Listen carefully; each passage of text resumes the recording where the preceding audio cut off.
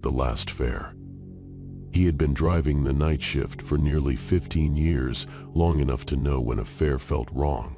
And this one felt very, very wrong. The man who had slid into the back seat of his cab at exactly 3:13 a.m. was tall, unnaturally thin, dressed in a black suit that looked 2 sizes too large for his skeletal frame.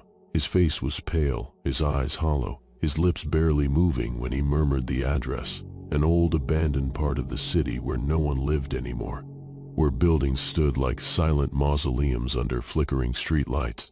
The cab driver, whose name was Mark, hesitated for just a moment before pulling away from the curb.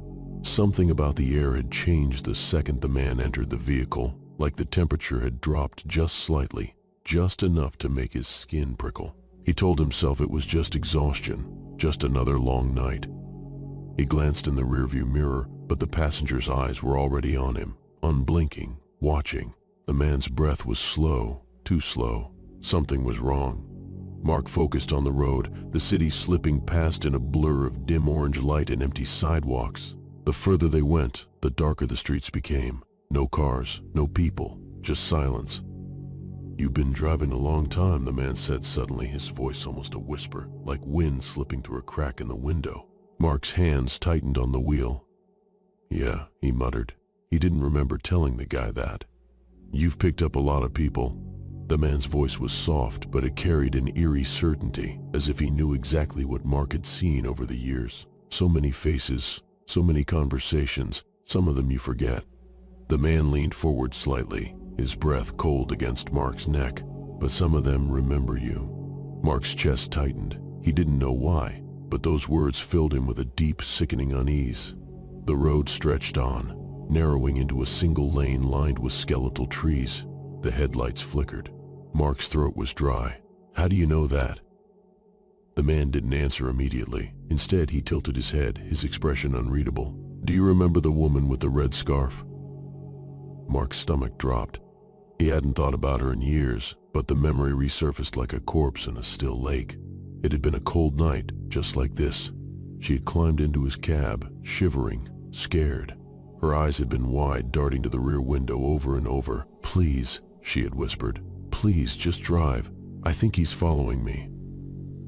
Mark had taken off, the rearview mirror reflecting the shifting shadows of the street behind them. She had gripped the seat, her breath coming in short gasps. Then, after a few blocks, she had started to relax.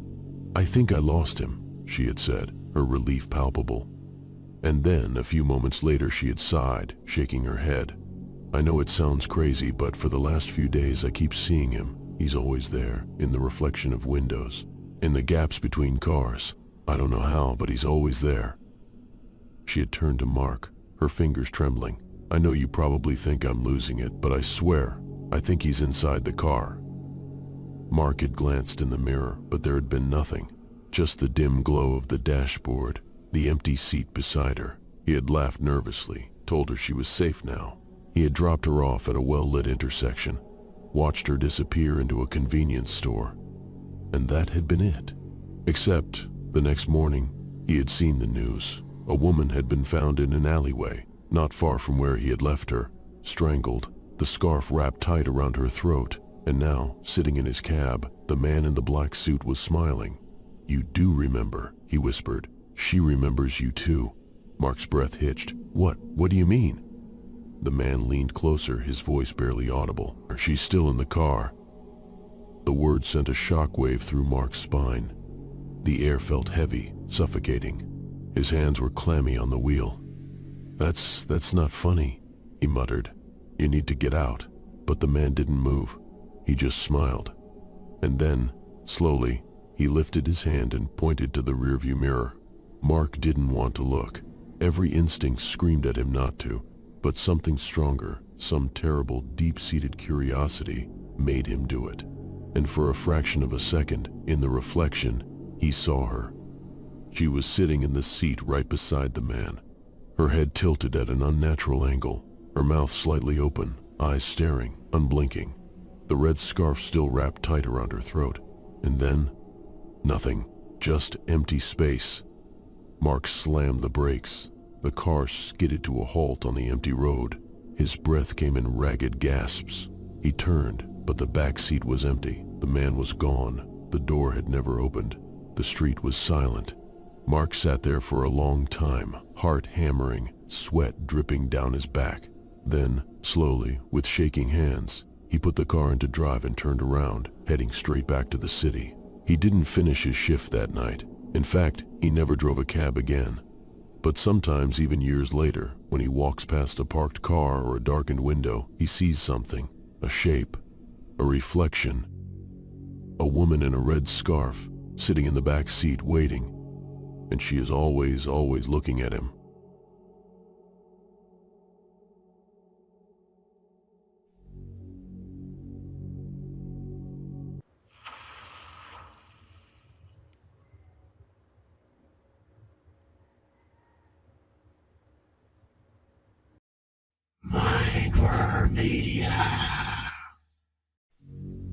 The root. It started with a whisper, just like most things that grow into something too big to ignore. At first, the stories sounded like urban legends, the kind of thing people share over cheap drinks to spook each other. Passengers disappearing after hailing one of those new-gen autonomous cars, the sleek black models with no steering wheel, no manual override, just a seamless interface that promised perfect safety and efficiency. The companies pushed them hard, claiming they had the most advanced AI, learning from every mile, adapting to every condition. The catchphrase was simple, trust the route. But then the whispers got louder.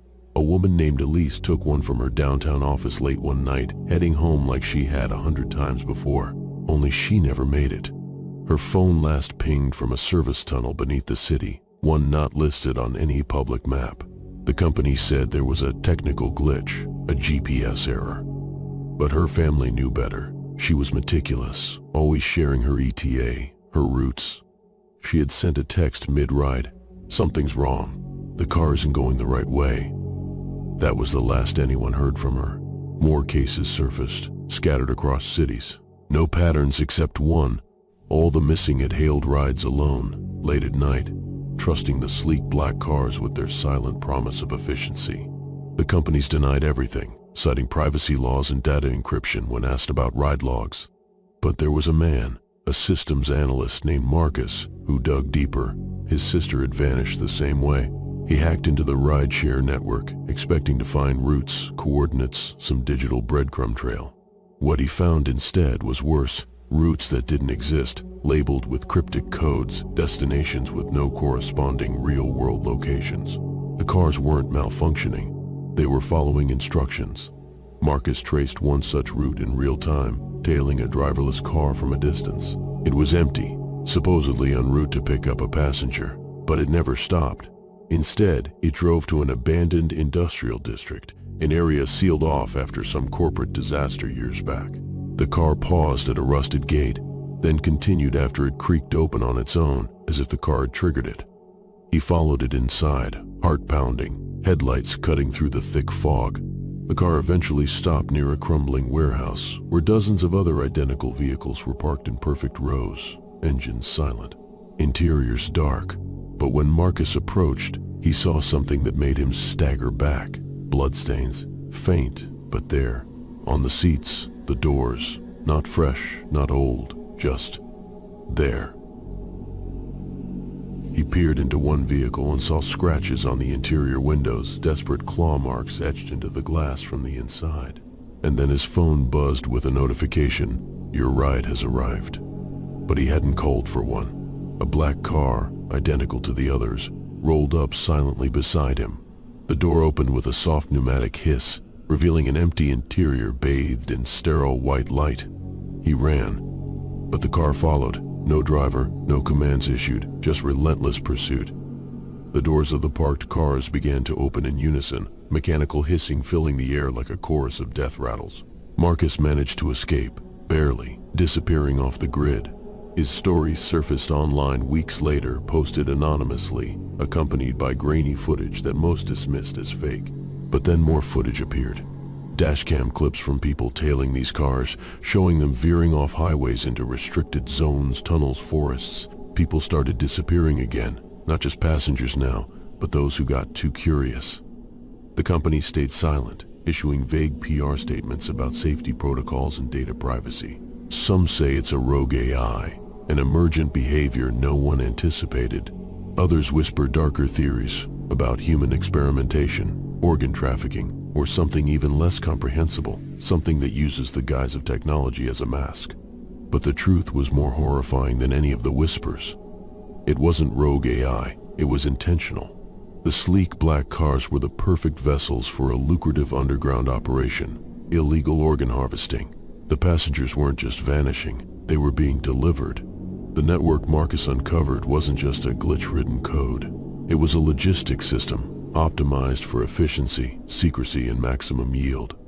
The cars were equipped with sedative release mechanisms, small vents that could administer a gas undetectable until it was too late. Victims would drift into unconsciousness, their last memory perhaps a strange turn, an unfamiliar tunnel. Then they were transported to hidden facilities, places like that crumbling warehouse Marcus had found, where makeshift surgical theaters operated with cold precision. Surgeons who never asked questions, hired hands who only saw dollar signs. The bodies, if not completely harvested, were discarded in incinerators or shallow graves in places no one would stumble upon. But not all the bodies. Some were loaded back into the cars, wrapped in industrial plastic, and delivered to an unlikely destination, a well-known pork processing plant. The perfect cover. No one questions the constant stream of trucks and vehicles coming and going from such a facility, the overwhelming stench masking anything amiss. Inside, the bodies were ground down, mixed with animal meat, processed, packaged, and distributed. Ground pork, labeled and sold in grocery stores across the country. Consumed by families, oblivious, trusting the supply chains as blindly as they trusted the roads. Marcus had seen one of these facilities before he vanished. He broke into another site after weeks of following leads, paranoia eating at him with every step.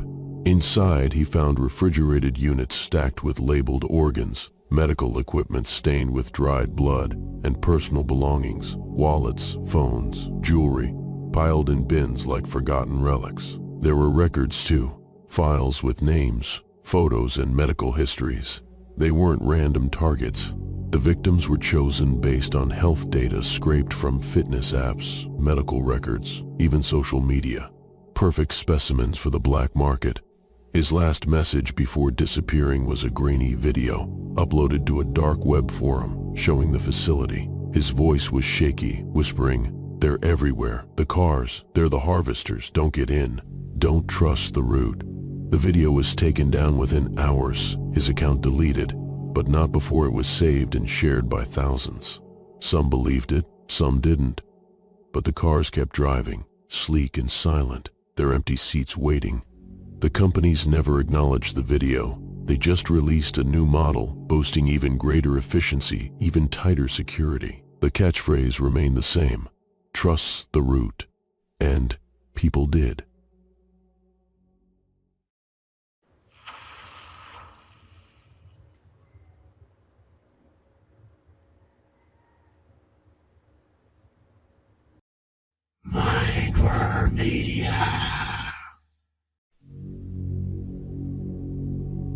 Jester's secret. The boy's name was Oliver. He was 6 years old and he was dying. The cancer had been eating away at him for nearly a year now, creeping through his small body like ivy strangling a tree. The doctors had done all they could.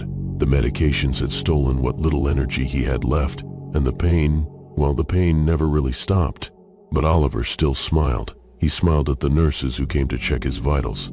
He smiled at the doctors who spoke in hushed voices just outside his room. He smiled at the other children in the hospice ward, even as their beds became empty one by one. But most of all, Oliver smiled for Jester.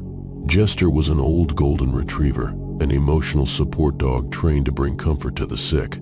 He had been coming to the hospital for years, and the moment he met Oliver, something changed. The connection between them was instant, deeper than anything the nurses had ever seen. Jester would curl up at the foot of Oliver's bed for hours, his soft brown eyes watching over the boy as if he understood. And maybe he did, because Oliver always knew things about Jester, things no one had ever told him. It started small. Oliver would scratch behind Jester's ears and say things like, "He had a good dream last night. He was running through a big field with a little girl in a blue dress. The handler, a woman named Claire, had once mentioned that Jester had belonged to a little girl before coming to the hospital, but she had never said anything about a blue dress. Then Oliver started saying stranger things. He told Claire that Jester remembered the cold, the rain, and the rough hands that had thrown him from a car window when he was just a puppy. Claire had gone pale when she heard that. She'd found Jester on the side of the road, whimpering, barely old enough to survive. She had never told anyone the full story, but Oliver looked at her with those bright, knowing eyes and whispered, "Jester will never forget that you saved him." As the weeks passed, Oliver's condition worsened. The doctor said the tumors were pressing against parts of his brain, and he started speaking in ways that no one could explain. Sometimes in the middle of the night, the nurses would hear him muttering in a language they didn't recognize. One day, a nurse fluent in French stopped outside his door and realized that Oliver was speaking in perfect, fluid French, a language he had never learned. A week later, a janitor passing by his room heard him whispering in what sounded like Latin. The janitor had studied theology in his youth, and his blood ran cold when he realized Oliver was reciting prayers. The boy had never left his hometown. There was no way he could have known any of this. Then came the day the new nurse arrived. May was from China, soft-spoken and kind. She had only been working in the hospice ward for a few days when she stepped into Oliver's room. He was weak now, barely able to sit up, his skin pale as candle wax. Jester lay beside him, resting his head against Oliver's small hand. May smiled at the boy, introduced herself, and went to check his chart. Then, Oliver whispered something in perfect Mandarin. May froze. The boy's voice was soft but steady, and he spoke words that no one else in the room could understand. Words that belonged to her childhood, her family, private memories she had never shared with anyone. He spoke of her grandfather's old fishing boat, the one that had sunk when she was a little girl. He described the jade pendant her mother had hidden in the bottom drawer of a wooden cabinet before she died. He whispered the pet name her father used to call her when she was small, something no one, not even her closest friends, knew. May dropped the clipboard. She backed away, her breath coming in sharp gasps. Her hands shook as she clutched the edge of the bed, staring at Oliver in horror. "How do you know these things?" she whispered. Oliver just smiled. "Jester told me." May turned to the dog, still curled up beside the boy, his golden fur rising and falling with each slow breath. Jester's eyes were open, watching her. "Jester doesn't like your fried liver," Oliver murmured, his voice barely above a whisper now. "But he really loves your chicken gizzard gravy." May clapped a hand over her mouth. Her grandmother had made fried liver and chicken gizzard gravy every Sunday when she was a child. She had hated the liver, but Jester had never eaten at her table. Jester had never even met her before today. Tears welled in her eyes. The room was silent except for the soft beeping of Oliver's heart monitor. She turned to Jester's handler, who stood frozen, her face drained of all color. "He knows," Claire murmured. "He knows things that no one else should." And then, one day, Oliver knew it was time. His breathing was weaker now, his voice a shadow of what it had once been. Jester never left his side, resting his head beside Oliver's frail little hand. The nurses came in quietly, their eyes red-rimmed, their movements slow and careful. They had seen many children pass through these doors, but Oliver was different. There was something about him, something more.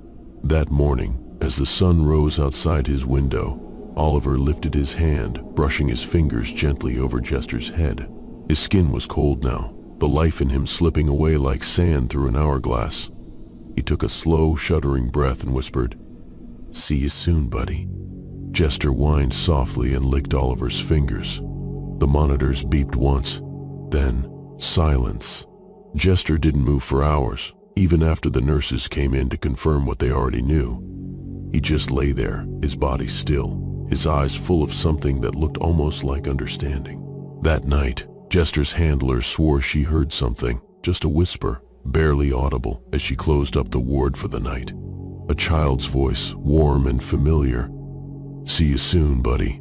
And when she turned, Jester was staring at the empty hospital bed, his tail wagging ever so slightly, as if he had just heard something no one else could.